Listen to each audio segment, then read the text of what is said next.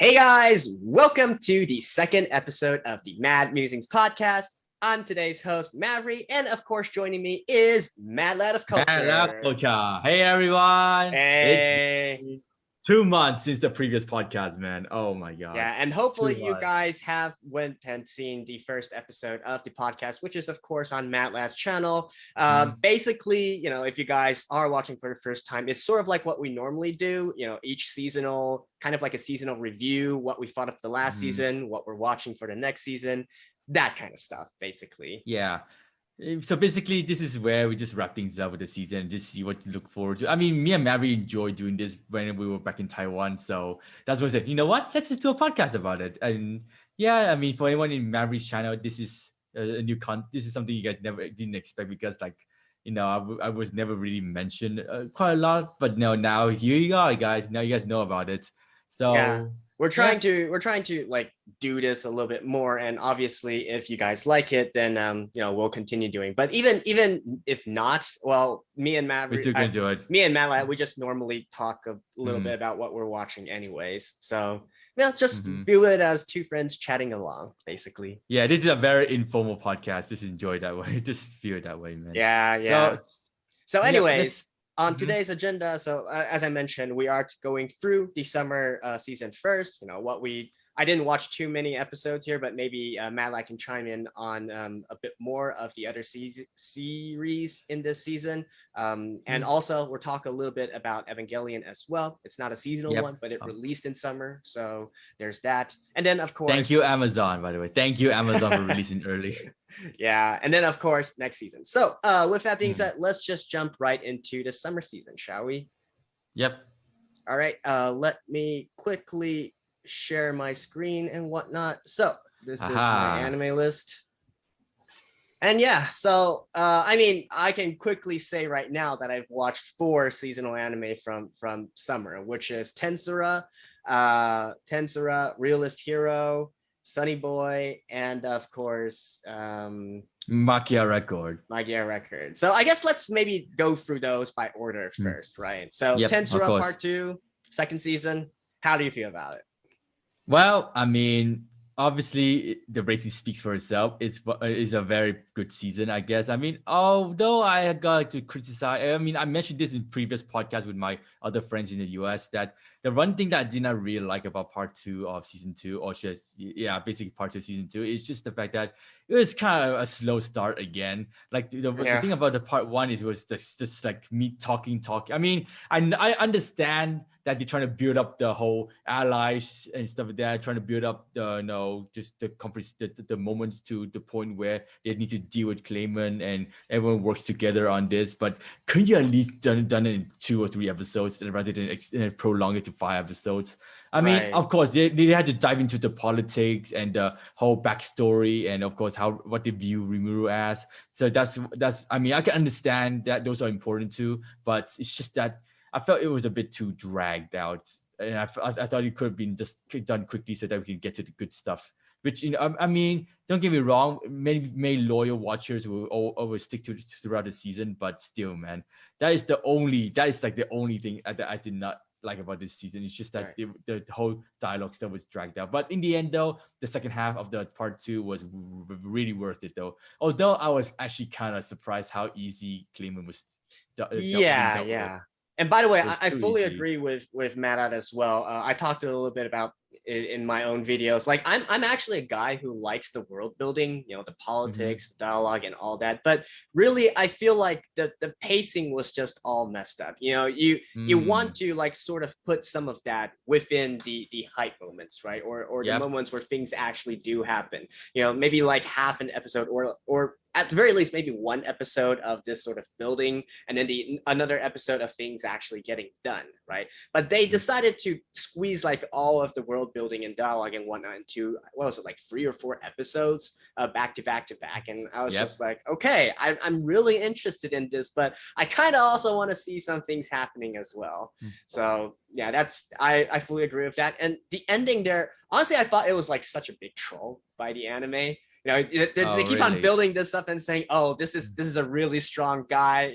Not only Clayman, right, but his subordinates as well. Like, oh, he's really really strong, and this is a dangerous dude or whatnot. And then boom, like one hit KO, something of that sort. Oh boy, that was like my biggest like surprise how easy it was defeated. Like, I mean, I understand that you guys trying to say Clayman is like the biggest baddie for this second season. He's the one behind the whole attack of the Tempest Kingdom and stuff like that, and I expect him to be like a hard opponent to defeat. But boy, the one thing that really got me really laughing was the fact that he actually used like the power of friendship from his like time spent with his friends, his seniors, the person he's working for. He's like, I need to fight for the sake, and he goes super Saiyan mode, and really in the end just killed him in the end easily again. So yeah, oh my god, that was just so that was just so funny to see how he was just being so aggressive, and then Rimuru just giving a good knuckle sandwich. I'm actually quite surprised that it's actually over 8. I was thinking that, because I don't think I'm the only person to say that, we're not the only persons to say that it's sort of slow and there wasn't really some big hype fighting scene. So I'm actually quite surprised that it still has an 8.3 here. But okay, I guess people just love it. People just love slime, I guess. So yeah, can't really say much about it. Yep. And so, yeah, I think that's pretty much it. And obviously there is the next sequel is going to be the movie, right? And to a lot of people who do watch who do read the manga and light novels say that the story really starts here? Question mark. So question mark. I heard the light novel. I mean, we can go to the light novel adaptation in the related anime part. Yeah. There we go. Adaptation right there. Yep. I mean, there's a lot of people reading a light novel, so of course the manga version too. Yeah, a lot of people read their manga. I mean, alternative version. Okay. Yeah. From what we heard, that the light novel is at the final arc right now. It's like on the 20th volume too, and the season 2 that we saw that was the light novel that covers season 2 is basically up to volume 6 or 7 from what I've been told. Yeah, so still quite early on, honestly. So you still have more to go, man. But I heard that from light novel readers that this is we're entering the final arc right now in the light novel. So sure, can't wait to see when Slime ends. But yeah, I mean, if you guys miss Slime though, there's always the game. There's always the game to look forward to. All right, 2022 movie, 4 season, man, 4 season. But I mean. Yeah, I mean, I'm fine with the movie though, but it's just that I'm not sure how long we have to wait for it to be available online to react to it. True. Yeah. I mean, so we have to wait until 2023 when it was available online. 2020. Yeah, and then if they do want to continue adapting, and obviously another season, right? So the next season you would need to wait until 2023 because they're not going to release it before the movie. Mm-hmm. Yeah, like they're basically doing like something like Demon Slayer right now, man. Yeah. They're doing the Demon Slayer route with Mugen Train just to milk more money from super long. And yeah, and by the way, I think we probably should talk a little bit about that as well. But we'll get into Demon Slayer soon. We'll get into Demon Slayer. Yeah. So yeah. Anyways, I guess that's it for Tensura. Yep. Okay. So I mean, what do you give it though? What rating do you give it? I didn't see it though. I haven't gave a rating to it yet. Honestly, though, I would say, I feel bad if I give it a 7, but I don't feel it's quite at 8, to be completely honest. So it's 7.5. Yeah, 7. Maybe if I really were to give like an increment, maybe 7.8, something like that. But what are you gonna give it now, straight up? I give it an 8 though. Because at least they compensate. At least they compensated with the water purist in the end though. I don't know, man. I mean, I guess I gave season 1 or was it part 2 a 9? So maybe I would have to give it an 8. And by the way, Maverick, you're still watching season 2? I didn't know that. What? Watching season 2 of what? You're still watching. You're still on the watching status. Oh no. Well, I haven't updated it, so that's my bad. Yeah, it's complete. But yeah, because that's just to remind me I haven't scored it yet. Probably something like. All right, fine. 8. There we go. Bring it. Okay. Okay. Okay, let's move on. Next one that we both watch, Realist Hero. Okay, first off, I did not. For anyone that was just curious whether I react to Realist Hero or not, I did not. I reacted to the first 3 episodes. It's just that this is me doing the reaction. Cricket sound behind me. Like seriously, just nothing but this. I mean, it suits Mary really well, to be honest. But for me, as a person that enjoys talking through the reaction, no, not really, to be honest. But I mean, don't get me wrong, I enjoyed it in the end. I mean, I think the main thing that kept me watching is Licia. Even though Maverick is not a fan of Licia in the anime version of her, but we'll get to that later. But you can say from my viewpoint for Realist Hero, it's a very fresh take to an isekai show, because like I don't remember, like usually for isekai show it's just adventure, overpowered protagonist. I mean, Soma is overpowered. Is overpowered in terms of debating wise. I mean, he's literally like, how do I put this though? He's literally like just goated his way into the world. Like remember this, guys, he was a civil servant. He wasn't working, he wasn't studying politics or law. He was literally a civil servant studying on his first year, I think, and he just got isekai into the world and asked to become a king, and he literally dealt with it so easily. So I mean, he still struggled though, but he just like, yeah, I can do this, man. So I was like, is that really realist or something? So yeah. But to be fair, in order to become a civil servant in especially in Asian cultures like Japan, or heck, even in Taiwan as well, I'm not sure about Vietnam, you have to have very good grades in order to get to pass those exams and get into the public sector. So it's basically saying that he's very well learned. He's very good at school. For sure. Yeah, he's very good at smart. School. That's cool stuff. And just like Matt said, this actually does completely fit into what I like for isekai animes. Like one of my favorite series is actually this one, Mayu Mao Yusha, which is, I think, what normally people translate into like what, the Demon Lord and the Hero or something of that sort. You know of this one, right? Oh yeah, I watched it back in high school. I watched it back in high school. I don't remember much from it, to be honest. Don't ask me anything about it. I mean, it's a similar concept where they talk about how to rule a country, basically, and so it's focused a lot less on the fighting and whatnot, and more on how to do it from philosophical, economical, political kind of standpoint, how to rule a country and whatnot. So that's why I really love this. Now, unfortunately, I already read the first 3 volumes of this of the light novel, so basically I went into it with already knowing what was going to happen. So honestly, it's not a very good reaction series, honestly. But still, see, the thing for me though is when I first read a manga or a light novel and then I watch the anime adaptation, I always get quite annoyed at the stuff they change and things that they leave out and whatnot. So that also ties in a little bit to what Madlai was saying in regards to Licia. I still stand by my opinion that they sort of softened her character into much more of a girly girl, honestly, and it's reflected in their choice of seiyuu as well, Minase Inori. Like, I love her, she has a great voice, she is super talented in her roles, but like I was not expecting her voice for Licia at all. Yeah, really?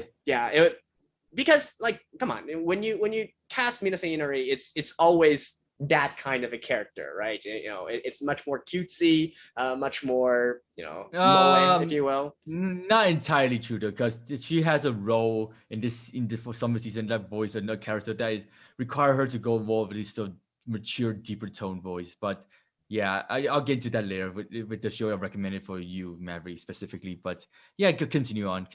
Yeah, but I mean, still, I know, like, obviously she's capable of other kinds of characters, but in the way that she voiced Licia, I feel like it was mostly in that same sort of vein where it's much more cutesy, right? Whereas Licia, to me, honestly, she was supposed to be much more of a very materialistic, not materialistic. She has a military background, right? And she takes pride in that as well. So she's supposed to be like very soldier-like and whatnot, and that kind of thing. But okay, fine. it's fun to watch them being voice acted and getting to see them move around and whatnot. But as usual, I feel like they cut out so much of the internal monologues in the within the characters and whatnot. Oh yeah, really I heard from people complaining that they cut out so many stuff from the light novel. Yeah, it's really it kind of almost I feel like it's cutting away the heart of this work, to be honest. Like, even though you already complained that they're talking too much, but in reality, this is a series about talking, and you need to understand like what the characters are thinking and so on and so forth. So I feel like they try to, they try to appeal to, people who just normally watch anime as well. They try to make it have a more broader, more general audience. But, I'm not sure if like, would you actually still watch this as a sequel? I mean, you dropped the reaction, right? I dropped the reaction. This doesn't mean I'm not gonna continue watching. No, but okay, fair. I mean, I can share stuff with you, Maverick, specifically. Like you saw me sending pictures that was like, this is the waifu material. all right. Yeah, but anyways, it is getting a sequel, so. I mean, I heard that I've been told that in the sequel there is some scenes that I will enjoy personally, though, like in terms of romantic development wise. So yeah. I'm sure. Also, I just realized something. I didn't know Aimee was voicing Carla. Yeah. I mean, it's why the ending is her. Like Sonny likes to do this thing where the voice actors that are signed under them, they just basically within the anime they use their artist songs and then they voice act them as well. So both Minase Inori and Aimee, they are under Sonny. And so, sorry, not Sonny, King Records. King Records. And then Sonny Pictures or what? Yeah. No, so I think it's King Records, right? So they're both under King Records. So they both, have their songs in the anime and they voice acted as well. So, yeah. I mean, I gotta say though, Minase Inori, I mean, even though it doesn't fit your image of what Lisha is to you in the light novel, but I gotta say, she just made the series a lot more enjoyable with her, how to say, tsundere characteristics. Yeah, that's... I like I said, so maybe more. Also, by the way, I saw there's a meme on Facebook that I saw comparing Lisha character design from light novel to manga to anime. They nerf her BOOB. Yeah, they in the light novel, she's basically sort of like in her, I would say maybe early 20s. Like maybe 18 to 20, something like that, or at least sort of like what we call a college student, right? Here she seems more like, I don't know, like barely high school, something of that sort. Oh, just a high schooler. Just say high schooler. Yeah, high schooler. So it ties into what I'm saying, basically. Although I gotta say though, the fact that I kind of really enjoyed Soma as a person trying to run the nation. I mean, at least he thinks things through, which kind of reflects how good his IQ is. I mean, but if I were to be isekai into a world and asked to become a king, I'll quit because there's no way I'm capable of running a nation that I don't know about. But seeing Soma, how he just goes about to learn about the world he's in and just trying to like talk things through with the people in the office, like not just like trying to run the nation without knowing anything. That kind of shows his capabilities as a person or like a future leader. I mean, he is a leader now, but I mean, you can see what he can do to society if he graduated from uni too, if you think about it. But yeah, I mean, fair play for him though. He just got isekai, asked to become a king, done the job better than the king, asked to become a king. He kind of have no choice but to agree to it. And I'm actually really glad that he got the support he needed. Like Aisha, I mean, fair play for her, man, being like the loyal bodyguard, I guess, to him. And of course, Juna. I think Juna made the biggest difference, though. I mean, she also helped out at the war during the war period, which I say, oh wow, I didn't know she has that much of a contribution to the war. But yeah, I gotta say, fair play, man, fair play for them. Yeah. I mean, the girls are badass, by the way, and of course, it is considered legal to marry multiple wives in that world too. I was like, oh, I can see where this is going. I'm pretty sure that the ending of this is going to have Soma with 7 wives. It was 7, right? That's what Misha said. 7.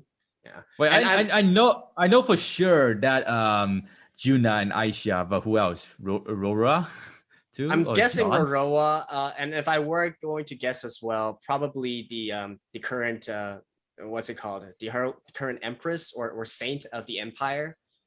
And John?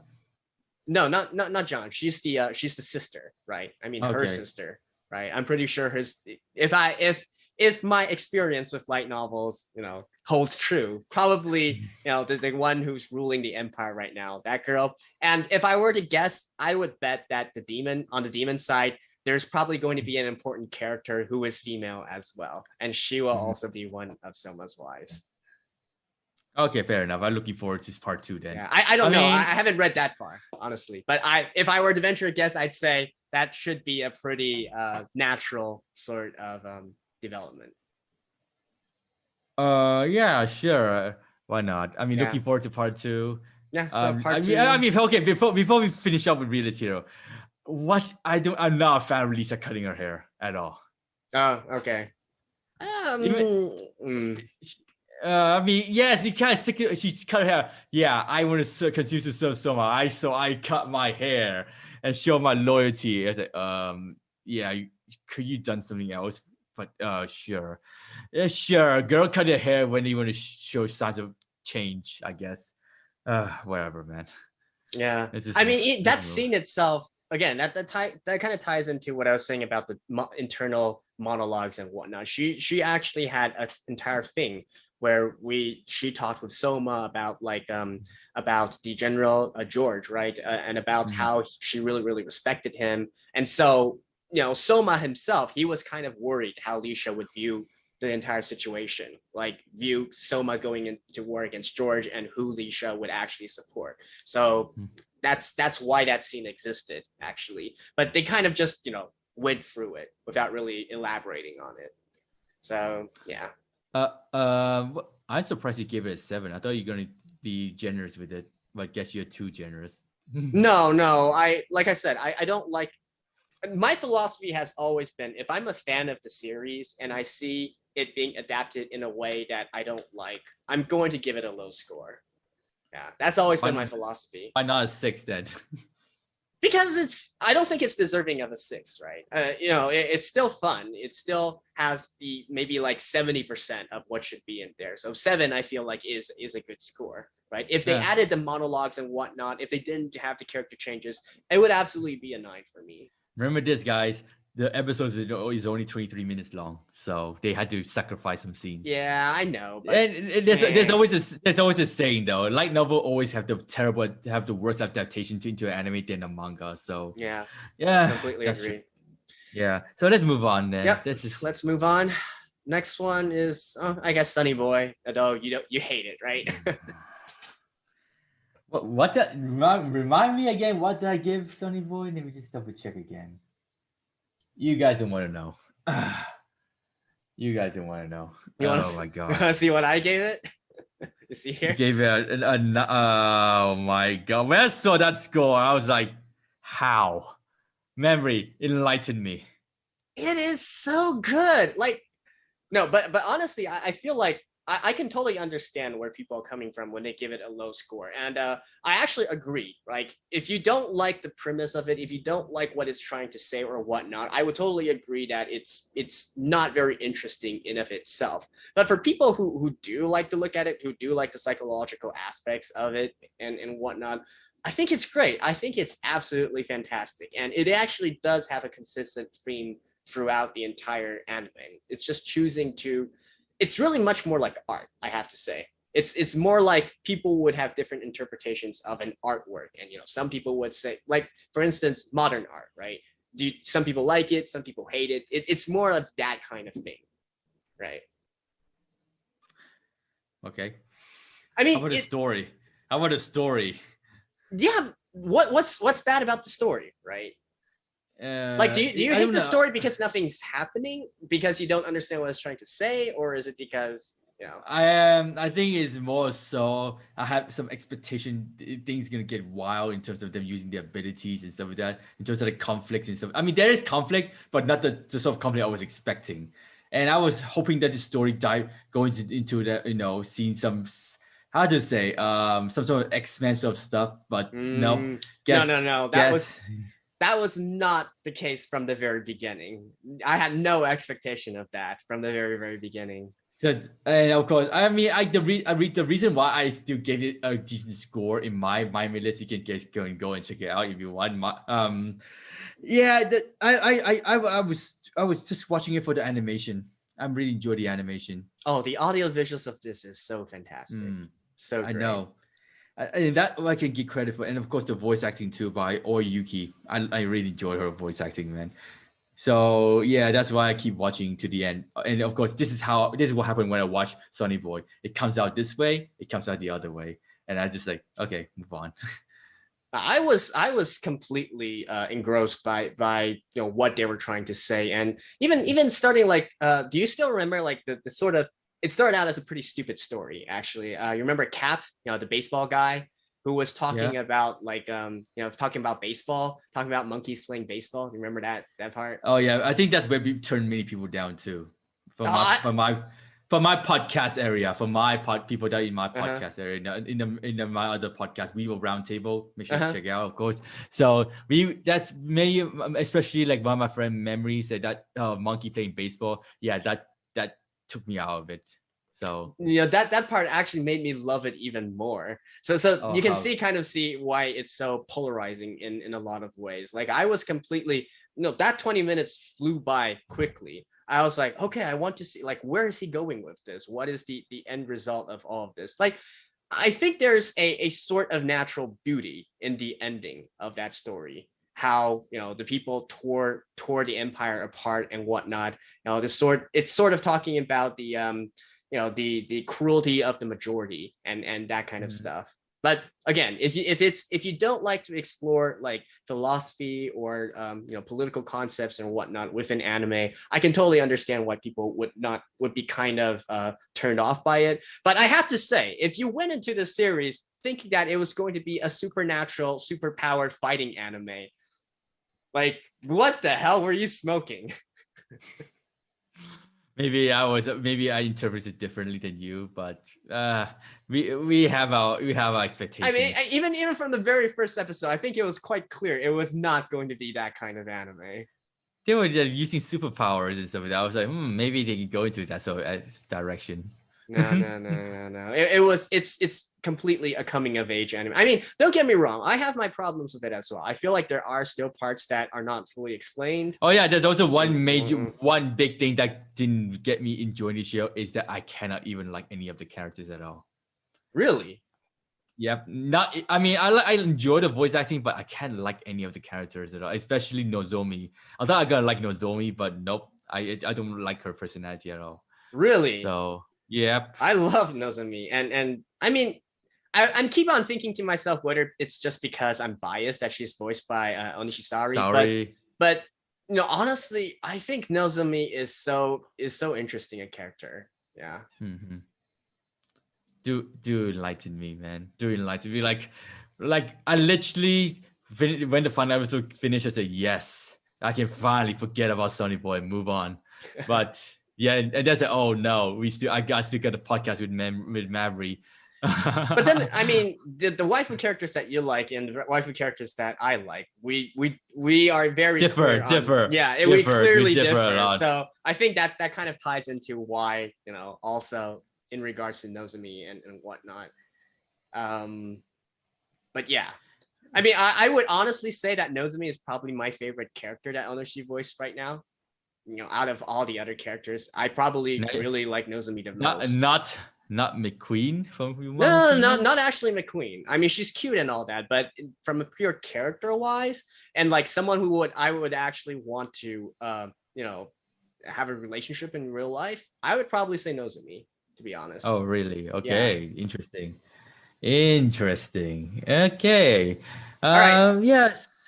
So yeah, I think that's basically and like just final closing thoughts. Obviously, Matt Latt already has his opinion on this. To me, I think it could be better. Like there are things holding it back. I feel in terms of its story and whatnot that still makes it not quite a masterpiece for me. So I don't really think it can compete with the stuff like like 86 or Vivi or that kind. But barring that, especially I feel like if you like the Monogatari series, if you like the Monogatari series, not because of the relationship between, for instance, Shinjagahara and Araki, the sort of boy-girl relationship, but you like it because of the dialogue and the concepts that it's trying to say, watch Sonny Boy.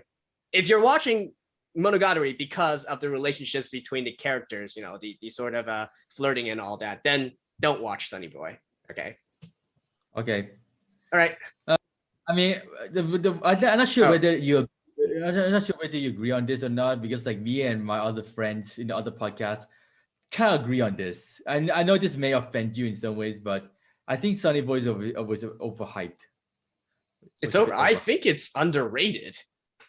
It was overhyped at the early stages of the season. Like people say, "Oh my God, Sonny Boy's the next big thing" and stuff like that. So yeah, but we all agree it was kind of overhyped. So you can disagree. You can, yeah. I actually think it's underrated. Like nobody's talking about it. Really? Yeah, who's talking about Sonny Boy? Like look at it's like what, ranked 9 here? Oh, yeah, number 10. Number 10. Yeah. It's ranked number 10. At least it's still top 10. All right.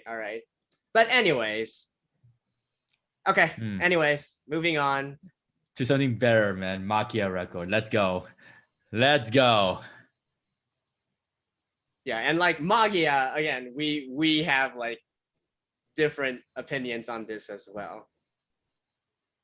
Magia record. You want to go first, Magia? Oh boy, when they announced that Magia record season 2 is airing in the summer season, I was just screaming with happiness, man. Like when I looked through the summer list in the March period. I mean, no, not in March. In the May period, I was actually like saying to myself, I really think that the summer season is gonna be one of the most boring season.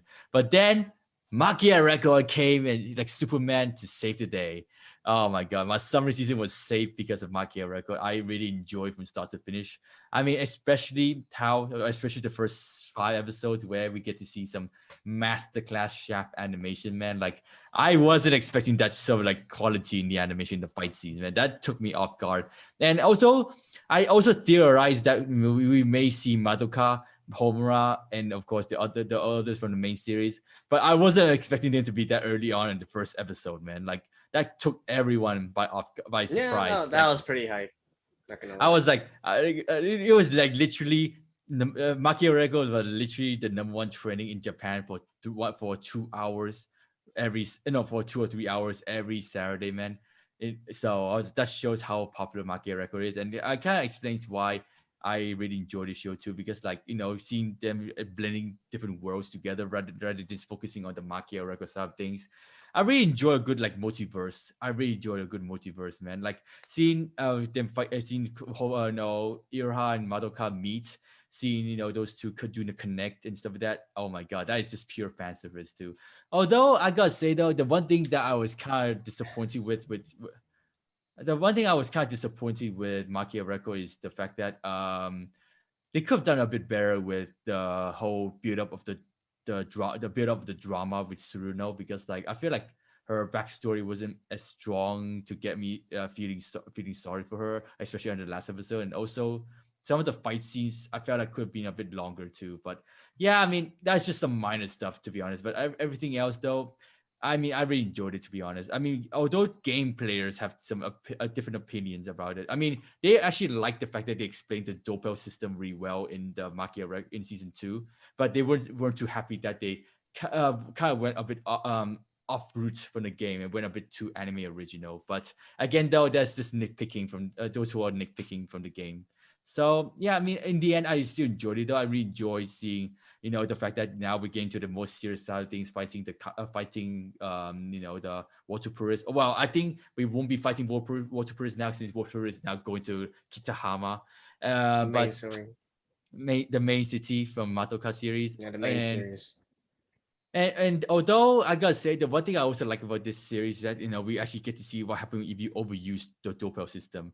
Like what happens if you overdose, steroids, and you basically lose control like Kaede. So I really like the concept. Like I thought the Doppel was just there for them to use, but nope, there's always a limitation to how much they can use. So yeah, that's pretty much I can say much about it. I mean, you can also add in some stuff you want.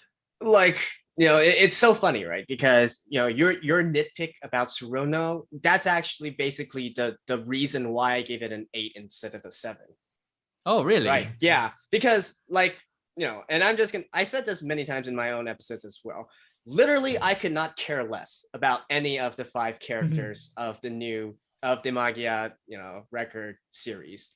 Right? I really could not get into their backstories at all. It's like very superficial and so on and so forth. So actually having something like Tsuruno and that kind of darkness that's so well hidden within her, like nobody expects that. I do agree, right? I would have preferred if there were at least some hints, right? Some hints in the previous seasons that we can say, okay, maybe Tsuruno is not just this cheerful girl that we can see on the surface, right? Maybe there's a little bit more, maybe just 1 or 2 hints, right? But I really enjoyed the fact that in the end, wow, this came completely out of nowhere, and Tsuruno is actually holding that much darkness within her.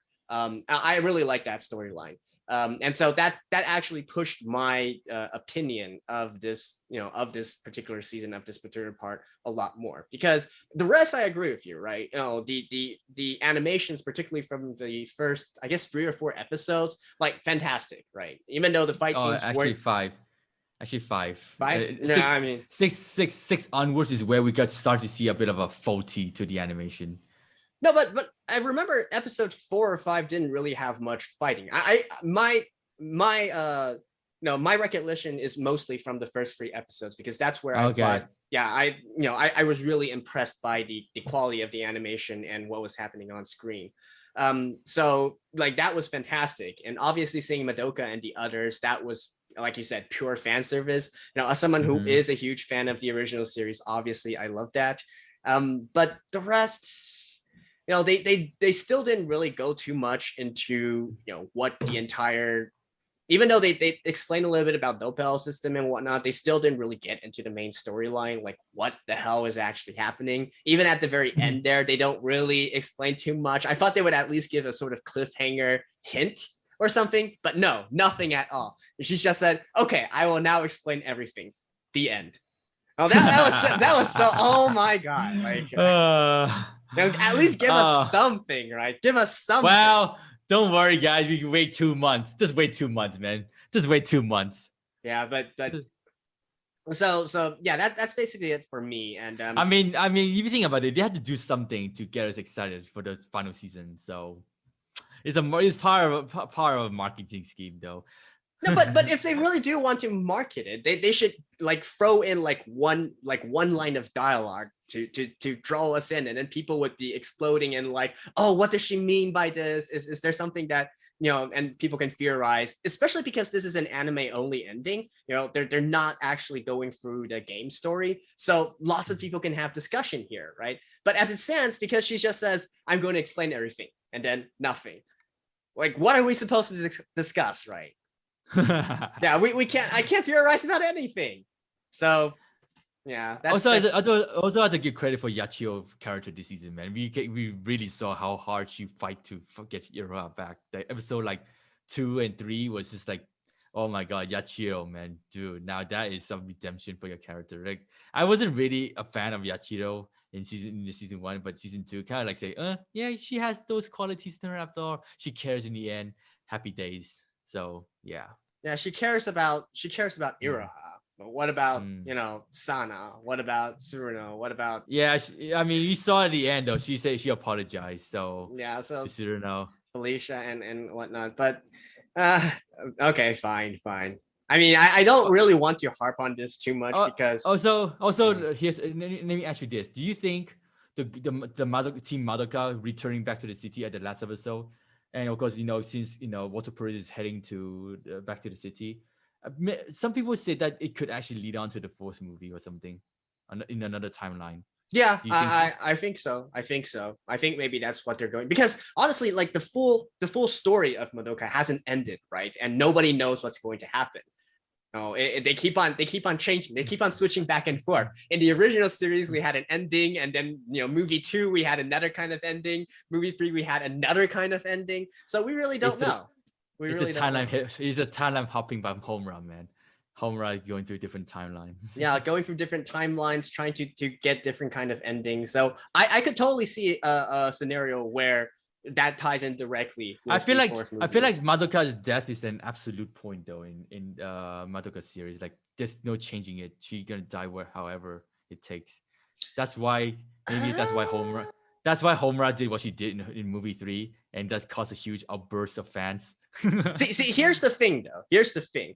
If we are like for the entire Madoka series as a whole, if they ever decide to have a complete the end, really the end, nothing more than that, like the end of Evangelion, for example, true the end, I think they would actually still have a happy ending for it, right? Okay. Now they would still have a happy, maybe in some sort of timeline, Homura finally finds some sort of way to make everybody happy. Now, probably not just Homura herself, right? Probably Madoka has to do something about it as well. Maybe they combine together to create this sort of peace finally in one particular timeline. I could see that happening, to be honest. I could see that happening. So movie 4, maybe? Movie 4? Since they haven't really said that's going to be the end yet, I don't know, man. They could still want to milk the franchise. I mean, it's been 10 years, man. 10 years since the first series. Well, how much more they want? I mean, Evangelion is over 20 years, and we only finally got an ending, right? So what, we gonna expect Madoka to finish like another 10 more years later? Okay, sure. It could be possible because honestly, a lot of people actually. I remember when Madoka first came out back in what was it, like 2009? A lot of people were comparing it to Evangelion actually at that time. They were saying it was the next Evangelion. I remember seeing a lot of discussion on this on the Japanese forums. Interesting. Yeah, because they was, even though like you could think, oh, they can't be farther apart from each other, right? One is cute girls with fantasy kind of stuff, mahou shoujo. The other kind is more, I guess, technically mecha kind of stuff, sci-fi kind of stuff, but the underlying themes and the psychological themes are actually quite, I feel like they make a lot of similarities in that part. And heck, even in Magia record, right, in this season, what was that? The artificial, what was it? The artificial Eve? What was that thing that they were calling? Artificial witch. Yeah, the artificial witch, right? Just look at how it looks like. Don't tell me that does not look like one of the Evas from Evangelion. I just knew you're gonna bring that up, man. Right? I just fucking knew you're gonna bring that up, man. Oh, like that was so obvious a reference. Like, don't you gotta admit that. Oh God. I mean, yes, I can. I don't want to. I didn't say in my video, by the way, but I kind of suspect that if someone I know will reference that. And yep, here we are, guys. This guy right here, Maverick. Yeah. So. Yeah. Anyway. Wait. Who's the top review? Go down. Who is the top review? Damn. Okay, interesting. 10, 2, 8. So a mix of score, I say. A mix of score. I mean, it is in the end 7, right? Like I'm really, really torn between 7 and 8 because I gave first season a 7, but I feel I don't blame you, to be honest. Because of the animation, because of Suruno's story, I decided to round it up to 8, right? Oh, so, yeah, sure. Happy days, I guess. So yeah, I mean, we just have to wait 2 months, man. 2 months for the final season. So looking forward to that. Yeah, do you think it will be 4 episodes or just gonna be one long episode? 4 episodes, really? Is that what they're saying right now? No, I didn't look. I didn't see it yet. But what do you think? How much do you think they will cover though? I mean, I have no idea about the game story. I was thinking that there's got to be a lot more beyond that, right? Do you think it's going to be like basically movie length, right? Like 2 hours? Maybe 1 hour. 1 hour. 1 hour. 1 hour long. Yeah. Really? 1 hour. Maybe just. I mean, I've seen stuff like this before. Like they say, "Oh yeah, we have one special final season. Maybe a 1 hour or 1 hour." 3 or 4 episodes. That's such a waste. Why not just why not just release it together in the first place? God damn it. Oh yeah. Here's the thing though. Now you brought it up. I was thinking right now what else to say. That was about to say. The reason why Magia Record took this long to announce the release of second season, and of course the reason why they released quite late into the summer season is because of staffing issues in Shaft. Because Shaft Studio, like on the Twitter page, they were actually marketing. They were actually marketing some human some recruitments for some animated roles for the studio, because they were actually really low in staff, and they had to like really rush the season 2 in the end. So that's why they couldn't like release all the episodes. So that's why they had to like stick with 8, give a gap so that they can have enough time to finalizing the final couple of episodes, which is the final season. So this is another scheme to get to like get them like enough time. So what are they doing nowadays? Like after Assault Lily, I don't really. I guess I think this one as well. I think the pandemic hit them hard, because like I think they mostly like rely on like freelancers, if I remember correctly from what I heard. They rely on for a lot of freelancers. So yeah, that's why they released it quite late. I was questioning why was it so late that released it, but guess that answers everything, I guess. All right. But maybe if they stop doing the recaps and whatnot. I mean, the recap makes sense though. I get it. They needed to like give time for the animation. I know. The final episode. So yeah, I mean, looking forward to the final season. It's not done yet, by the way, guys. It's not done yet. We are waiting for the final season in December. Looking forward to it. Obviously, I'll watch it to the end, but hopefully the story can have a bit more development. Okay, move on, shall we? All right, and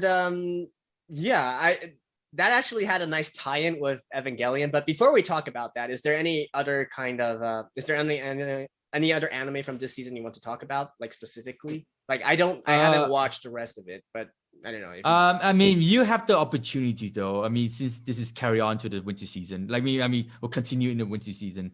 Vanitas no Carte, right there. This one. Yep. I was actually surprised that you didn't like touch on this show, like on your selection, on your list and stuff like that. But yeah, this show though is a really good show. It tackles the world of vampires, character dynamics, and most importantly, if you're like into like how to say, if you're into like a good like drama mysteries of anime, this anime should suit you really well, because like it really have this sort of like how do I put this though, mysterious vibe to the world they're in, like vampires, or of course you get to see some interesting like underground work, and I mean, it's very hard to describe what I've watched, but you can say I really enjoyed it in the end, because I watched Pandora Box, because and it's from the same creator too, so that's why I really enjoyed Vanitas and Carter, especially the fact that the show has vampires and having some beautiful waifus. So that's why I really enjoy watching the show. And go down to the cast list. Minase Inori, her role in John. Trust me, man, her voice, she had to go for a more deeper tone voice. A very deeper tone voice, man. Like it really caught me surprised how deep tone she used. Oh, you come up. Okay. I mean, okay. Like, to be honest, like the vampire genre doesn't really interest me, but oh really? Yeah, okay.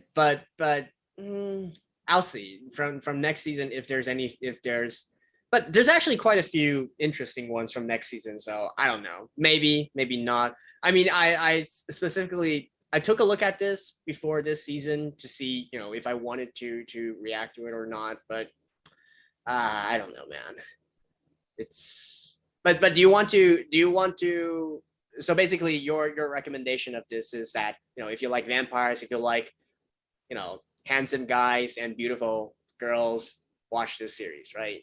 And of course, some interesting character dynamics and some dark mystery and stuff like that. Yep, it's for you, man.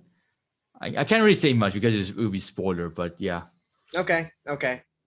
So that's your main recommendation from this season, yeah, basically. Yeah, because you'll continue the winter season, so I don't want you to miss out on it. Okay. And that's pretty much all.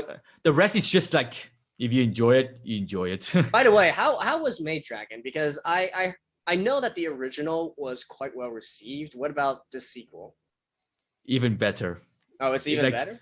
You get a lot more character driven out of each character in this like season 2. It's wholesome, it's episodic, but it's a really good episodic season. Like you get to you dive in more into many of the characters, especially like Elma, Kana, and I gotta say the animation it got even better too. So yeah. Yeah, it's actually the highest rating from this season. Of course, it's Maid Dragon, man. Come on, it's Maid Dragon. I mean, I heard from a few people that they thought it wasn't as interesting as the first season, though. No, they say that because there weren't like some massive drama like we saw from season 1, like especially with the later part of the season. But season 2 is more so like tackling the individual characters and stuff like that. Let them grow as a person for us audience to enjoy them more. That's why people enjoy the season 2 more, because we get to see more characters having the spotlight. Okay. And yeah, I think that's. But I would say all I can say that season 2 wasn't my favorite season, but I can say I enjoyed it still into the end. Okay. But I gotta say the one show this season that I do not want you to watch, knowing how much cringe you get from it, is Kanojo Mo Kanojo. No, I don't watch it. Don't watch it. Don't watch it. You cringe like hell. Trust me, you'll cringe like hell. I already told you. I think I read the first, I don't know what, like maybe 8 chapters of the manga. Oh yeah, you did say that. Yeah, though. So I was like, you know what? No, just never mind. Yeah. Okay, you want to dive into Eva now? Okay, sure. Actually, is it listed here? Yeah, it's listed here. So, no, I don't think so. But I guess technically, if Fumetsu, or you know what? Screw it. Let's just talk about Eva. So, anyways, we're obviously talking about the 4th movie. No. Once a 3.0 plus 1.0. Yeah. Just say 4.0 for God's sake. I mean, it's Eva. They gotta do things like this. All right, so we both watched it actually. What do you think about it? Loved it. Absolutely loved it. Like I said, I love the movie more than the original series. The original series, I absolutely despised it, man. Like I couldn't like enjoy from start to finish.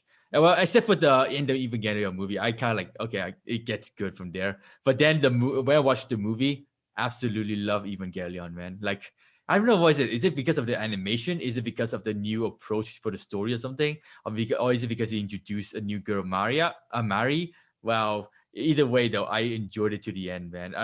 It's just that I don't know. It's just like maybe because of the improved animation, also because of the more simplistic approach to the story this time rather than the more conflict. I know people hate me for this because Evangelion is known for this complicated storyline and stuff like that. But for someone that you just want to enjoy an anime, that I want something quite simple and quite able to understand. So that's why Evangelion really hits well for me, because I totally can sit through it. I can really fuck with most of the moments in the 4 movies. So yeah, the final movie is they're basically a love letter.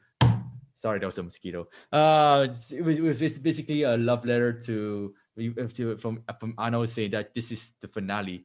This is a masterpiece. No more Evangelion. Don't ask me for more. So I mean, of course, man. After so many years. I mean, I'm surprised it took him 9 years to finish his final movie, man. 9 years. I mean, I think it's also because he wasn't really sure how to end it. Because whichever way you end it, there's going to be people complaining, right? There's still going to be people complaining. Why is this the end? Why was this the ending you chose? And I mean, I can even me, right? Even though I really, really like this ending, I could also see I also have a feeling that, you know, it is sort of a cop-out in a lot of ways, right? We get this big happy ending in the very end, you know, everything's fine, everything's good, and they all live on and live happily ever after. In Ano's hometown. In Ano's hometown. Yeah. So yeah, and the thing you were talking about in regards to making it more accessible, I think that's really a major theme throughout.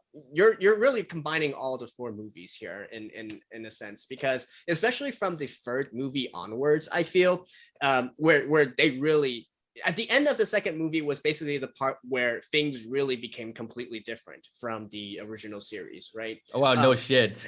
Yeah, they you know, with the impact and all that. But from that point on, in the 3rd movie, like we went completely wild into a complete different kind of story there. But you know, one thing that was consistent throughout the third and fourth movie is the action scenes were incredible, right? They look so good, right? And you remember the start of the third movie, which is basically like one big space battle in this sense, right? The first half of the third movie, you know, I was saying, like, I'm literally thinking about stuff like Macross or you know, all those epic space movies that we've seen before. I don't know if you watch much Mecha. I watched Move, I watched Gundam, Seed Destiny, and Seed. And I think Gundam. Right. I don't think Gundam. Well, actually, I'm not that sure, but I don't think the sort of sci-fi battles in Gundam really fits into what I'm describing here. Oh, really? Okay. I mean, it could be. I'm not entirely sure. Maybe. You know, I'm talking about like you know, with this, you know, with the ship transformations and whatnot, and with there being like a super weapon on the ship, that kind of thing. Mm-hmm. Yeah, I mean, I can totally understand where you're going with this, to be honest. Like, yeah, I mean, Evangelion is like I said, it's kind of something different from how I usually experience mecha shows. Usually for mecha shows, you just, you know, giant robots, but in Evangelion, it's robots, but living robots. Yeah, not quite robots. I remember like I had a friend who used to get annoyed at me if I called Ava a mecha show. He's like, they're not mechas. I'm like, okay, fine, but I know what they are. You can still call it a mecha. But yeah, I gotta say though, I really like how this show tackles Ikari Gendo in the end though, like showing that he still cares for Shinji in the end. The mother and father sacrifice. That scene got me. That scene actually got me, to be honest. Like you really kind of feel sorry for Gendo in the end though. Like you're supposed to hate him. But then the movie just say, yeah, maybe he has some redeeming factors into him in the end. He's just doing this for his wife, but it's still was being a dick father to Shinji most of the time. But still though, I really like how they touch on that in the end though. Like some also like the one thing I like about Evangelion, because they do some just a weird like breaking the fourth wall scenario, like the whole cinema scene. I was like, what the fuck is that, man? The whole cinema scene. I mean, that was in the original as well, actually. That was in the original as well. No, there was the last episode of the series. Like we saw, you know, the stage and stuff like that. Yeah. That was in the last episode as well. So yeah. I mean, you're not talking about the movie, as right? You're also talking about the movie. Yeah, I'm talking about the movie and the main series. So I mean, it's what Ava likes to do. It's what Anno likes to do. Although I gotta say though, I really hope to see more Mary. Because I mean, we saw her in the movie too, but we didn't really get to see. I know she's a very lecherous girl. She likes to flirt around with Shinji. She's a badass, but can we have a bit more to her story, like a backstory or something? That's the only thing I want to see more from Evangelion in the movie. I mean, she's basically Shinji's mom's classmate. I mean, can we have more elaborate to her that story or something? I don't really feel. I don't know. Are they going to make another spinoff? But I feel like Anno is already saying, yeah, this is it, right? Stop asking for more Ava. So, I mean, I don't know how to feel about Mari's character actually. First of all, let me agree with you. I love that they sort of explored Gendo's character, which I feel was something, you know, and his relationship with Shinji, that was something missing from all the original series and the original endings as well. So having that here, I fully agree. I love that. Mari though, I'm more like, what was the real purpose of introducing her character into the movies? Like, did she really have such a key role that you had to have Mari? Because I actually read a few interviews with Anno, and apparently Anno, even at the very beginning, he was not quite sure, you know, why he wanted to insert this Mari character, and she actually went through many changes, both to her backstory and her personality, to become the Mari that she is here. And you kind of get the feel, because and you know, people can correct me if I'm wrong. I think the original idea of introducing Mari is just because he wanted to introduce a third female character into the show, you know, other than, you know, just Asuka and Rei, and that's why Mari existed. And originally, she was supposed to be a blend of Asuka's and Rei's personality. That was her Really? original personality. And then later on, she became the Mari that we see here with her current backstory. So Interesting. yeah, that's like I have mixed feelings about that, like just introducing a character for the sake of introducing a character. But hey, I mean, if she's got fans like Mad Lad here, then I guess they did a pretty good job, right? Yeah, I mean, I can't really say much more. I enjoyed it to the end, man. I just sat through it, just enjoyed the whole movie, and just feel a bit sad with the last kiss song at the credit scene. I was hoping for some sort of like teasing credit scene as post credit scene, but nope. No. I know said that here kind it of is. stuff. Yeah, I know said here it is. You guys like it or not? I am not making another Evangelion movie. Screw you guys. Screw you guys. Yeah. But anyways, we both watched it on our channels and whatnot. So feel free to check that out as well. I'm not gonna. Wait, how many views I got already for the movie? I haven't checked it yet. I rarely check it, but we're not gonna go too deep into the various different topics. If you guys, Matt Lad's coming at this from a perspective of he didn't really enjoy the original anime, but he enjoyed this one. I'm coming up through this as a big fan. Eva is still one of like my top 3 anime of all time. I love this, as you guys can see from my score here. There are some issues I have with this. I feel like some questions are still left unanswered, but overall, I do love what they're doing here, and I feel it complements the original endings as well. We don't have to say that the ending of this 4th movie is the canon ending to the entire Evangelion series, but I think it represents a pretty good addition or a supplement to the other endings that we already had. Like, I've always been of the opinion that the original ending to Evangelion was good enough, and I'm talking about the original ending, the anime, the seasonal anime only ending, not end of Evangelion. So that was like what the original episode 26. I mean, so episode 26, I was fine with that. End of Evangelion, great. This one, great as well. You can just choose whichever. It's multi-world, right? You can just consider which is the ending that you like best, and they all exist at the same time. Nice. Okay, good. All right. So I guess that finishes up with this season. Yeah, and with this season overall. So I guess let's just. You want to have a quick break or just go directly? Let's just go into it, man. Let's just go into the 4th season. All right, then. It's quite brief though. And then give me a sec.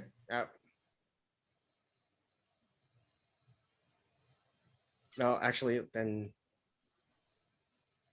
Give me a sec. It's just that Love Live just announced something. I need to just double check it. Yeah, just a new visual for the upcoming season, I guess. Sure, why not? Anyhow, yeah. So 4th season, yay! Something fresh to talk about. And the most anticipated is, of course, Mushoku Tensei. Okay, first off, can you list out what you're watching? What you're reacting to? Well, I mean, the only thing that's confirmed for me right now is Mushoku Tensei and 86. To be honest, the rest are hit and miss. Maybe I'll watch it, maybe I won't. Although this one, I'm kind of really putting my eyes on. And the rest, not really sure. And then maybe you can talk a little bit more. Did you read the manga of Shumatsu Harem? Yeah, these two I read these two. This one was a light novel. This one is a manga. I read like the first few chapters of both. Not too impressed, to be honest. So that's why I don't think, like, let me tell you right now, Shumatsu no Harem I think is going to be pretty. Yeah, it's going to be the Kanojo mo Kanojo of this season, right? Oh really? Yeah, really? I can already have that kind of a feeling to it. You are going to be pissed at how useless the main character is. I heard. And I've this heard. One, this one it's from the creator redo of Hero. That's all I know. You mean this one, Sekai Cycle? Yeah. how can I put this? It's your general, isekai reincarnated OP character kind of story. I guess one main difference here is that rather than they either a student or some useless otaku being killed and reincarnated, instead the one who's reincarnated is actual badass in the in the original life as well. So that's the main difference. That's the main different take that it has. Oh, I see. Yeah. Is there your redo of Hero rape scene and stuff? I don't think so. I don't think so, because he's not like the type of because redo of Hero, that's not technically, that's what I was talking about. The student or the useless kind of character or the fat otaku being killed and reincarnated. It's not like that. The guy here is already a very clear badass in the real world, and then he got killed and then reincarnated. So okay, I'll look forward to the first episode impression. Yeah, so he's already a badass in a sense, and he's already the guy that was killed was, I don't quite remember his age or whatnot, but think of him as like something like, I think it was like 40 years old, something of that sort, and an actual like government assassin or whatnot. So just think of it as a, I don't know, like a CIA, like James Bond being killed and then reincarnated, something like that. Oh, okay, fair enough. I look forward to the first episode reaction impression. Well, James Bond is actually a pretty stupid comparison, but anyways. So let's talk about the two obvious ones first. How about that? Let's talk about 86. We just reacted to it last night anyway. So well, sure. Let's talk about 86 first. Wow, already 8. Damn. Holy cow. I mean, I fully agree. Damn. Agree. Yeah. Well, I mean, what can I say? Is the best for this season, I guess. Well, Demon Slayer is coming to the scene too, but you can say 86, man. It's like the way to start out the second half of the season is just like, oh, that's the best way, man. Because like I absolutely love the opening. The holy shit, the opening, man. That is some masterclass animation by A1 Pictures. Did you watch the opening? The opening? Yeah. Did you know there was a new opening? Really? Yeah. But it wasn't in the episode, though. Yeah, it was at the episode, at the end. Oh, that one? That's not the... Yeah. Oh, okay. That is the opening. I mean, I was okay with it. I like what happened within the episode more than the opening, to be honest. Everyone was talking about the opening. No one really talked about the episode. So, yeah. I was fully impressed by the episode because, my main thing about 86 is that it actually started off, back in the first season, the first episode. I was like, okay, we have another kind of, Lena, she's idealistic, she's this type of cute, she's more badass this time. Yeah, and her transformation, I love it, right? Because you know what she's called now? Yeah, the queen, right? No, she's have another nickname, Bloody Lena. Bloody Rena.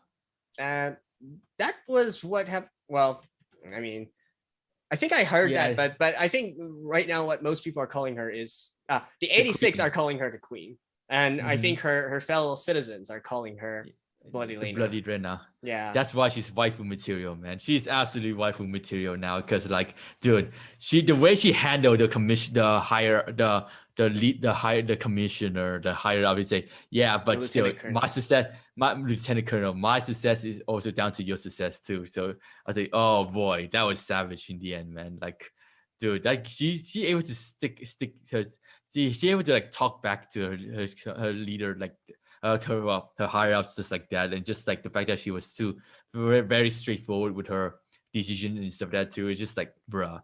Now this is what I like more about her, not just the cutesy. I mean, don't get me wrong, I like cutesy Lena, but this make her an absolute waifu. So yeah, oh my god, dude, I love how they started the episode, and of course, they're even more happy to see the fact that the gang survived.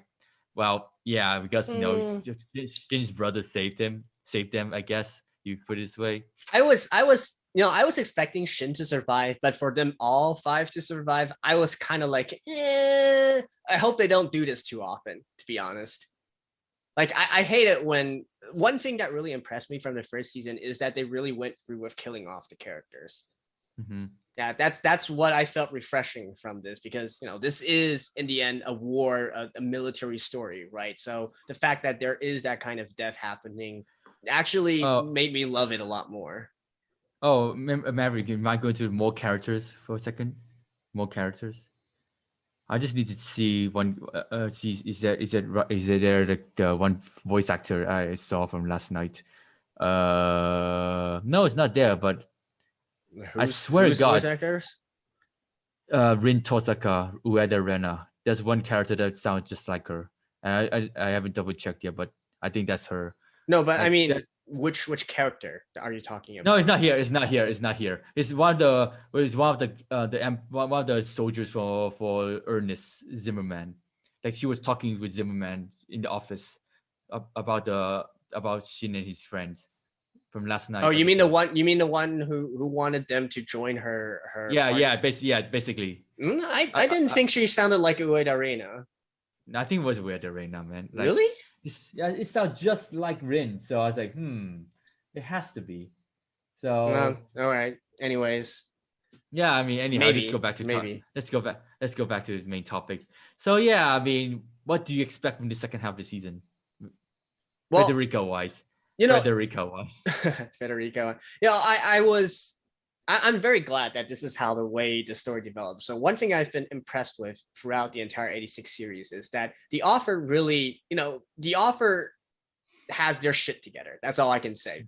They're not having the development where it's too idealistic and it's just this doing things for the sake of doing it. Like all of Lena's actions, you can see her her being badass, right, is her changing from an idealistic kind of schoolgirl kind of character into much more of a realist, to be honest, much more of a realist, knowing how to get shit done, right? And the way that she's accomplishing it, those were all criticisms I had of her in the first season. I was like, you can't just expect to talk about like your grand ideals to your superiors, to your peers and whatnot, and expect them to just follow you. No, you have to appeal to them through what actually they care about, right? So for instance, the lieutenant colonel, hey, you care about your promotion, I'll talk to you about how you can get your promotion, right? And you can we also see an important scene there in the first episode. She's kind of building her own crew now, right? She has other people who customized crew. The ones who she's recruiting, like maybe some of them are sympathetic towards the 86, maybe some of them just want to believe that the Legion are going to have a big attack and they want to save the Republic, right? It doesn't matter, but she needs to have that crew. She can't do everything by herself. You can't have a revolution just by standing up and saying let's have a revolution. You got to have the manpower. You can see the fact that how much you can also see the fact how much they trust her. You can see that she then, the new girl, that how much she respect Lena, like how she say, yeah, we follow your orders, just go ahead and stuff like that. I really enjoyed that part. And then also the fact that in regards to the original empire as well, like everything that happened there, I've been saying from the beginning also that there has to be another nation out there. I wasn't expecting it to be just the remnants of the empire, to be honest. I was expecting there to be like a third nation or something, but that works. This works. And I'm actually guessing that there's going to be some more political conflict as well in regards to the Federation. Zimmerman, he obviously has some past demons as well. I wonder, like, what he's saying right now.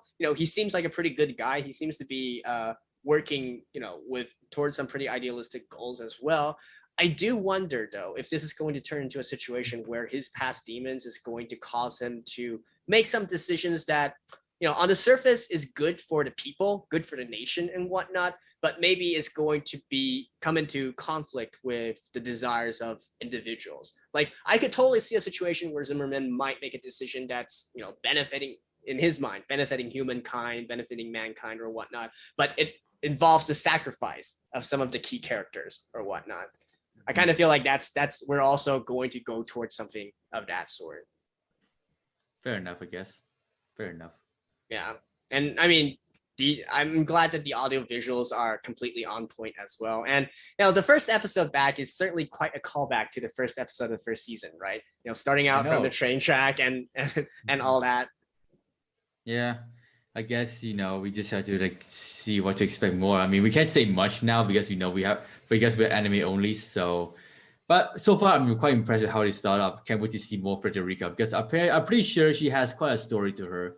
not just an annoying little kid. So Empress.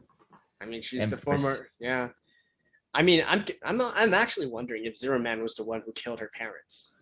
I don't know, man. I feel like we might dive into that story.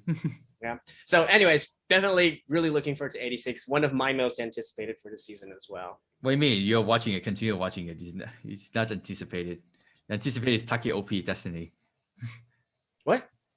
86 is you already watched 86, so you already know. You're already excited for it, anyways. I mean, no, I mean for the season as a whole, right? My most anticipated is probably 86. Okay, fair enough. So let's move on to Mushoku Tensei. Right.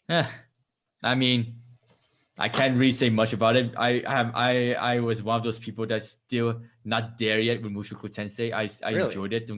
I enjoyed it. Don't get me wrong. It's not that I'm hating Mushoku Tensei. It's just that I'm saying that yeah, I'm not sure why there's so much talk around this show, but maybe this second half of the season is where things really start to get really interesting now, because like the first season though, I mean, yes, except for the fact that they got isekai to another different part of the country or continent and stuff like that, but I just like, you just see Rudy grow as a character throughout the season. It's just like, it's fun and stuff, I guess. I just enjoyed it.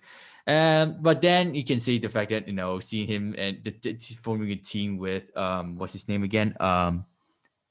What's the Eris? Guy with the bald hair? No, not Eris. The other guy.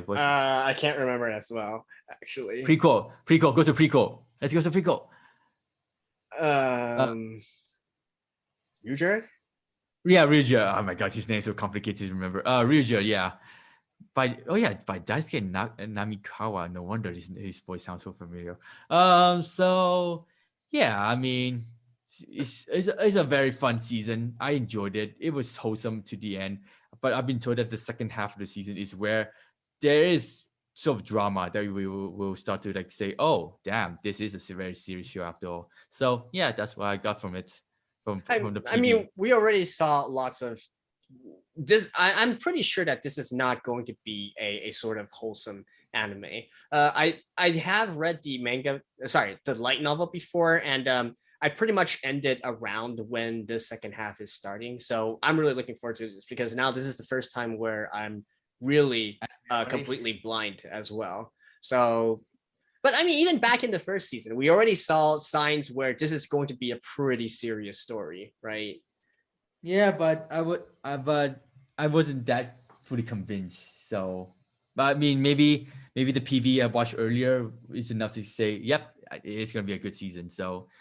I mean, at least we know that its animation is going to be pretty fire, right? But do you know what's my anticipation for this season? Oh, we're done with Mushoku Tensei, right? Yeah, I mean, there's not too much. I think we are going to watch it tonight, right? Yeah. I mean, I don't know when this podcast is going to go up, but we are going to watch this tonight. So yep. All right. Moving on. What was it that you wanted to talk about? Yeah, but my most anticipated show of the season, and I know you're pretty sure you already know what is it. Demon Slayer. Okay. Go down. Go all the way down. It's there. It's not. How does it? Go all the way down. No. Slowly. You will see it. Tarzan, Sword Art Online. Oh no! Up. Slowly. It's there. I saw it. No, I think why don't I just do something like this? There. Yeah. No, I can literally just Kimetsu no Yaiba. This one? Yep. No. This there we go. No, never mind. Just stick with this one. Just stick with that one. Go back. Okay, let's just stick with this page right here. So as you guys may know, starts next week. We are re-watching Mugen Train again. Yay!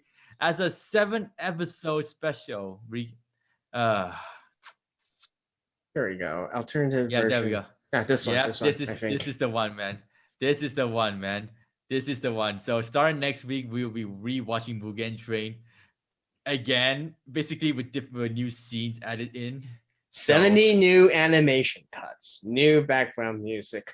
I'm going to be honest though, I might skip this. I honestly might skip this. Really? You're not too much of a fan of this? Like what?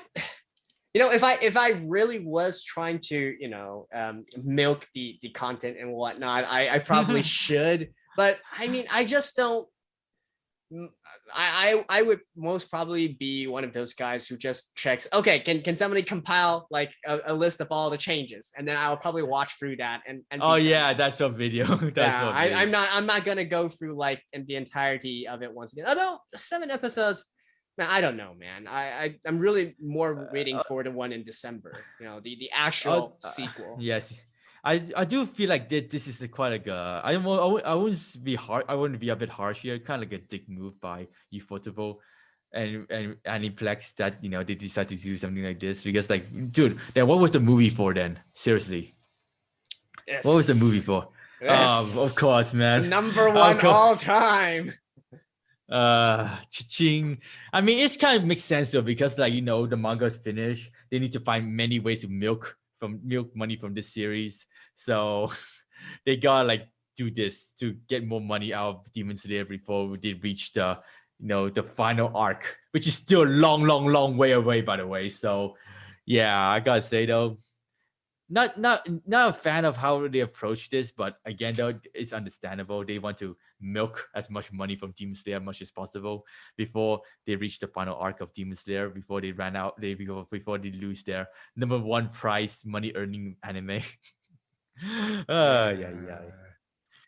Yeah, but I mean, okay, if we really try to look at it from a more positive perspective, right? I mean, yeah, sure, you could say that they are, people are probably looking forward to this as well, right? Mm-hmm. Mostly, I think. Maybe. I mean, yeah, but not me though. What about you? Are you looking forward to this? I'm still reacting to it. Although I would do a highlight reaction. I just got to react to the scene. I do a highlight reaction. I'm just gonna react to the scenes that I like from the specific part from the movie, from the episode. So yeah, but then the main talking point will be the sequel, the actual sequel. So the Red Light District.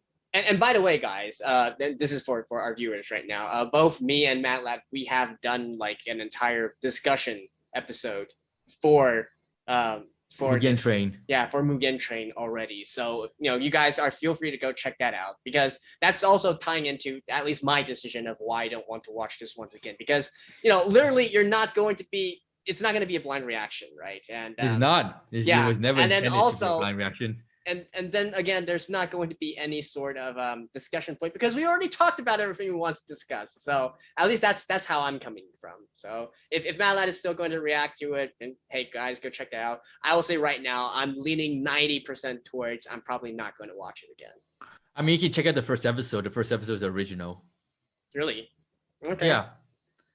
The first episode original. The rest is just like yeah. It says here the first episode depicts Rengoku as he embarks on his journey to the Mugen Train. So pre-scenes before he said umai. Oh my god. Umai. Before he said the umai. Oh my god. Yeah. So wait, you did not watch the trailer, right? No, I did not watch the trailer. Oh, okay. That's why you didn't know about it. So okay. So yeah, so you can say the actual sequel in December, Red Light District. I gotta say, my hype for it is even more now, because let's go to the page. Go to the Yukaku Hen. Guess who's voicing Daki, everyone? Guess who's voicing Daki, the main villain for the Miyuki Sawashiro. Oh really? Okay. Yeah. Oh my god! The moment I heard her voice in the anime, they didn't update it for fuck reason. So the reason why I'm even more excited for this season now because Miyuki will be voicing one of the most baddest villain in the next upcoming arc. Yeah. There you go, Miyuki Sawashiro. Yeah, one of the best. I love her voice. Best queen. Is it called queen voice? What's it called? Just the voice. I guess you can just say queen voice. Yeah. Oh my god! Because I watched Sword Online, she voiced my favorite character, Shinon, and also she Where is this mosquito coming from? Also because she also voices Valkyrie from Record of Ragnarok. Also, she voiced Kelty from Durarara. Those are like my favorite characters. So, dude, I absolutely love her voice. Her voice sounds so. And of course, if you play Genshin Impact, you know she voiced a Raiden Shogun. Yeah. That's right. So, you know about Raiden Shogun. Dude, I listened to a BGM. I listened to Raiden Shogun BGM. Dude, you don't even play it. Why do you know about Raiden Shogun? Dude, I listened to the BGM, okay? It's a banger, for God's sake. The BGM is a banger. Right. Dun, dun, dun, dun, dun, dun. How can you not like that? I have Raiden Shogun. How? Oh, how much pool? How many pools? No, I don't like, I'm not a whale, so I just pulled her once. Yeah. What? I just pulled her once. No, I mean, I just pulled for her, like, this is like game mechanics, but I only pulled one copy of her. I did not pull for duplicates. Oh, okay. But she's kind of like my main at this point. So, anyways, that's beyond the point. But yeah. Also, as you guys also may know, Aimer will be doing the opening and ending for the season 2. Yep. Aimer. Oh my god, can't wait for Aimer, man. I love her music. Yeah, and of course, Demon Lord is going to be a big money maker for many, many years to come. That's all I can say. Oh yeah, if you actually think about it though, it carries over to the winter season too. So it'll be also in the winter season, as you may know, Attack on Titan is coming back. So on the Sunday is Attack on Titan and Demon Slayer. Holy shit, 2 big shows on the Sunday. I think Demon Slayer is honestly even more popular though. Like it has a bigger range of audience, I feel. Yeah. But yeah, say, though, anyways. Yeah, I'm looking forward to Miyuki voicing Daki because trust me, I read up to chapter 100 in my Demon Slayer. Daki is a bad-ass villain, man. She's bad. One of the 12 demon moons. Okay. Okay. Yep. Yeah, just looking at this, she fits like what Miyuki-san normally voices. So, right. Oh my god, her voice is just so smooth, so beautiful, so queen-like. Oh my god, she's my favorite voice actor, man. So yeah, I mean, of course, Tengen would be voiced by Konishi, which is he's gonna get his spotlight to shine this time. Yep. So yeah, looking forward to next. Yeah, but this is like December. We're talking about winter now. Back to fall. Come on, back to fall. So what else are you really looking forward to? I'm guessing you're probably going to watch this, right? Of course. I read the first 5 chapters. I really enjoyed what I read, but I decided to watch the anime in the end. Right. And then we got you said that you're probably going to be watching all the top 10 here, right? Yeah, first impression reaction mostly. And then I'll decide based on views and likes. Blue Period, Slice of Life. This one is the one that I'm looking forward to. Me too. But the thing here is, I just really hope that this is going to turn out to be much better than some of the other originals that were also music related that happened in the past few seasons. Listeners, I'm looking at you. Listeners, I'm surprised you watched all the way to the end though. I mean, look, I like the concept, just the execution. It was shit. But I mean, hopefully this one seems to be higher budget. It's a collaboration between Madhouse and Mappa. You know that's gonna be fire. Yeah. Also because the voice actor set list is really good too. Holy cow! Look at that lineup. Itomiku, Reina, Wakiyama. Oh yeah, Minasa Inari as well. Daisuke Namikawa. I don't actually quite know the I know the guy. I know Koki, but I actually don't know her. I don't know her too. She's a newbie. She's relatively new. Okay. Cool. I mean her voicing for Yume is good though. I mean, of course the opening, go down to the opening. The opening is done by Supercell. Oh, featuring Mafu Mafu. Okay. Wait, I know Mafu Mafu. You don't know Mafu Mafu? No, I know Supercell. Okay, you are going to be surprised by the opening theme. Mafu Mafu is going to be. Give me an example. What's he or she music like? It's a he, but you can consider him a she in a sense. What's the music like? Basically you can't tell that it's a guy singing it. Oh, what? That's basically it. Like seriously, the first time I heard Mafu Matu, I seriously thought it was a female singer. But anyways, so that's pretty fire. And you know, it's interesting because Mafu Mafu doesn't typically do so many tie-ins with actual anime stuff. But yeah, that's cool. the ending is done by See. Mika Nakashima. Do you know her? I actually do, but I can't quite remember like what I listened to from her. Hey, can we go to Mafu Mafu a bit? Go to his page to see what you've done. Oh wow, that's a lot. It's actually not that much. Like he's much more popular like within the Nico Nico and YouTube community actually. Oh really? Yeah, because he's sort of like a cover singer. You know those those what's it called, Vocaloid cover songs. Mm-hmm. Like he covers songs sang by Miku and all that. Oh, interesting. Okay. Yeah. Right. Interesting. I mean, okay, really awesome voice. That's all I have to say about him. Mm-hmm. Looking forward to react to the opening then. Can't wait to react to the opening. Right. So this is the one. This is probably the only one that I'm confirmed that I want to watch. The rest, I mean, if I had to give you a recommendation, go down. Right. I really recommend you try Miroku-chan. Go up. There we go. Yeah, tonight. It comes out tonight, by the way. It comes out actually in 1 hour time, actually. I need to have dinner quickly. So, yeah. Oh, Hondo Kaede again. Sora-san. Amamiya-san again. Sora-chan. Sakura. Yumiri is here too. Nice. Hanamura. Also, Yumiri. Trust me. Okay. Trust me. I think you'll like trust me. I think you'll like this. Member. This is like the next gen. This is like basically taken over by I'm Enterprise. Oh, Yuichi Nakamura as well. Okay. I think you'll like this. Trust me. I think you'll like this, Maverick. It says it's a comedy horror. What the F? I think you'll like this. Okay. This looks like something that you normally like just give it a watch. Wholesome kind of thing. Give it a watch. All right. Give it a watch. I mean, you can react to it tonight if you want alongside Mushoku Tensei. So.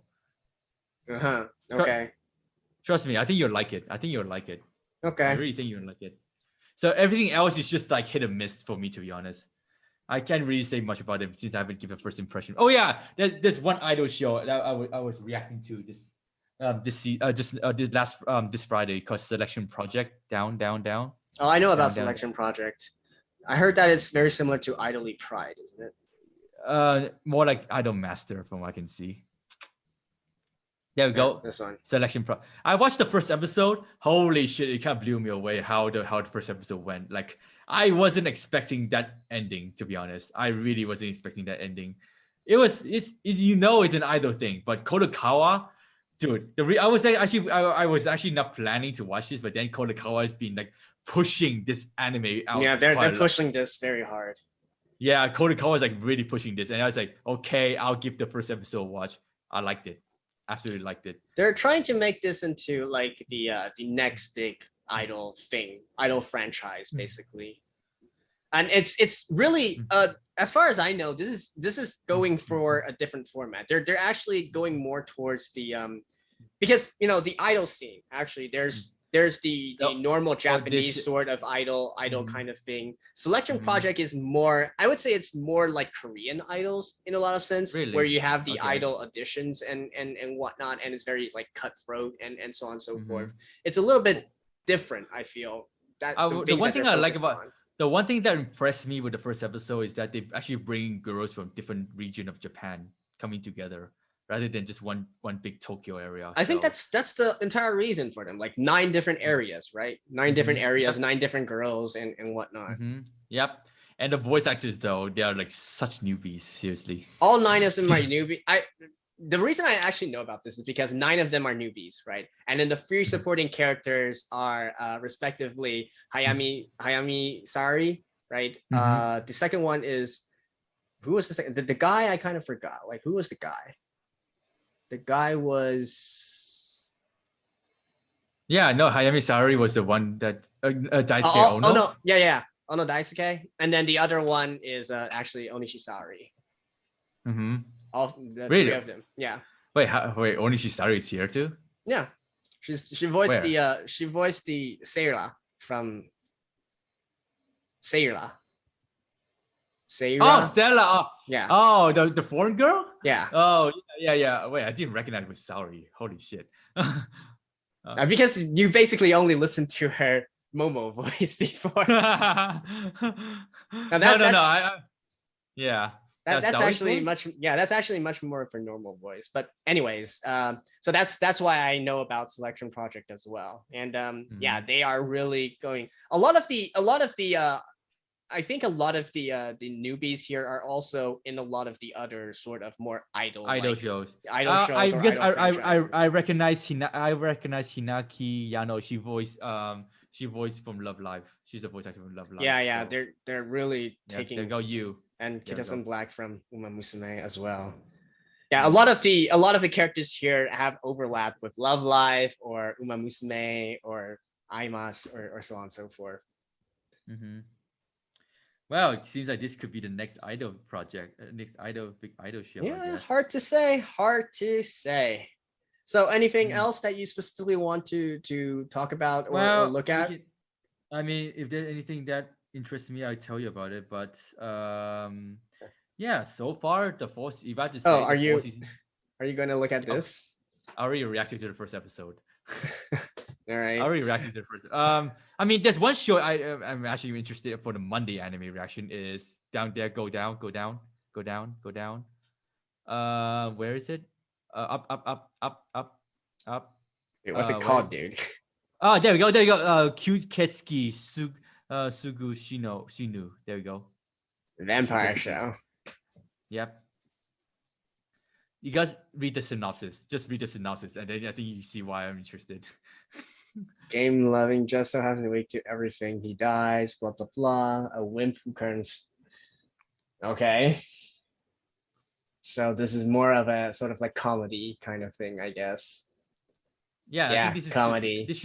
This should be for me on the Monday. Just on the Monday should do it. Because Matsuka is there too, man. My boy Matsuka is there. Yeah, and of course June. Oh man, we're gonna hear some Koro Sensei voice. He should lose some voice in there. And I don't really rate Makoto, to be honest. I don't really rate him. Makoto. What do you mean you don't really rate him? I don't really like his voice, to be honest. Okay. I'm not. Sherlock Holmes, back from Yukoku no Moriarty. He's okay. I don't have a specific. To me, a lot of male voice actors, like I have one big favorite, and then the rest are like, okay. Kenjiro, maybe. Yeah, Kenjiro. Yeah. Sugi-san as well, but that's mostly because of Gintama. Gintama. Yeah. But my boy Matsuka, man. Yeah, Matsuka. He's a star at this point, man. Everyone knows him at this point because of his iconic role in no, that's just Sao, man. It's Demon Slayer. I don't no. It's not because of Demon Slayer. He definitely got big because of Sword Art Online. Maybe, I guess. Well, anyhow, you can say this are pretty much the show I'm looking forward to for this season. Okay. So, yeah. And actually we completely skipped over this one, right? Even though we both said that we're looking forward to it. Yeah. We talked a little bit about it. You're talking about it. What are you talking about? Now, just the music. We didn't really talk much about it, but it's an original, so there's not too much we can say about it. Yeah, like I said, if I had to give you a recommendation, check out Miroku-chan tonight. All right. I think you like it. I think you will like it. All right. And the rest, well, we'll just have to see. Okay, that's it, I guess. Oh my god, I'm hungry. All right. And yeah, and these two, I think we mentioned earlier on. Oh, right? Never mind. Wait, before I finish out the podcast. Yeah. I think I'm gonna enjoy Sumatsu no Harem. I don't know, for the culture.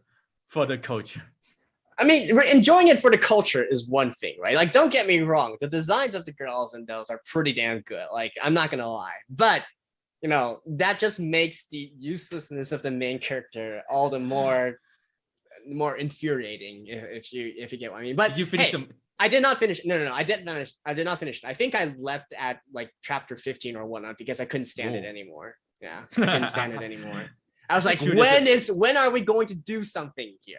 Nope, we're not doing anything. Okay then. Let me ask you something. Is it every chapter there's a sex scene? No, really. That's what I'm saying about the main character being useless. No. I mean, is there like a sex scene from other characters, other girls going after the guys? Yes, a little bit, but it wasn't really that prominent, I feel. Okay, good. I mean, and considering this is an anime, like how far can they actually go, right? So well, there's always the uncensored version. What he did for Redo of Healer, they have the uncensored version and they have the censored version. Yeah, I guess maybe technically they could go with the Redo. But the one thing that surprised me the most, look at the release time. Fridays at what? October 8th? What? No. The time of release. 9:30 Japan time? Dude, kids are still awake, man. Bruh. What, you were expecting it to be like 1 o'clock, 2 o'clock, that kind of thing? Yeah, I mean, it's always the case with such shows like this. I'm surprised it released. I was actually really surprised it released this early. I mean, that makes my schedule a lot more easier, I guess, but still, though. I don't know, man. Like maybe I'm just going into this with a big bias, and the main character does actually not become useless after a few more chapters. Maybe I just stopped before things got good, but I don't know. I just, because the manga for this got big, I think about like 2 years ago, and so I picked it up at that point. But I was like, no, I don't really see anything that's happening here. Bye. Put it away. There's one rant I want to say for the fall season is that this because Their Live was supposed to air this season, by the way, just let you know, but it's not here anymore. It got pushed to 2022. It was supposed to air in the fall season, and it was supposed to be on a Friday too. It could have been Their Live Friday. It could have been Their Live Friday for me. Friday could have been like the Their Live day for me to do the reaction, but no, they decided to delay to next year, and I have no idea how am I supposed to enjoy Friday from now on. But that's just a bit of a rant for me, to be honest. But anyhow, let's just finish off here, man. I think that's basically it. And obviously, next year, that's next year. We're not gonna go through that. But hey, so this was kind of like a rambling, to be honest. So hopefully you guys still feel interested by what we have to say. And sorry that we didn't really go through like each one and like how we normally do. But really, that makes the videos way too long. And and a lot of times when we say some things, if in the end the anime just turns out to be shit, like there's not much we can do about it. So hopefully you guys like this format, or give us some feedback. What other kind of format do you want us to do? Like, do you really want us to go through like each and every one and maybe talk a little bit about that? Or is this still too long? Maybe you want us to cut the bullshit and whatnot. Do let us know. And of course, go back and watch the first episode of the podcast as well. And hey, hopefully we will continue to do this into the future. Maybe the third episode is going to be back on MadLabs in December mostly. So probably maybe at near the end of the year, like during the intersections of the season, something of that sort. Yeah. And so, once again, remember to check out both our channels and whatnot. Obviously, you're watching this here on my channel. Go to subscribe to MadLab, watch his stuff. And we will see you guys next time. Bye-bye. Bye-bye.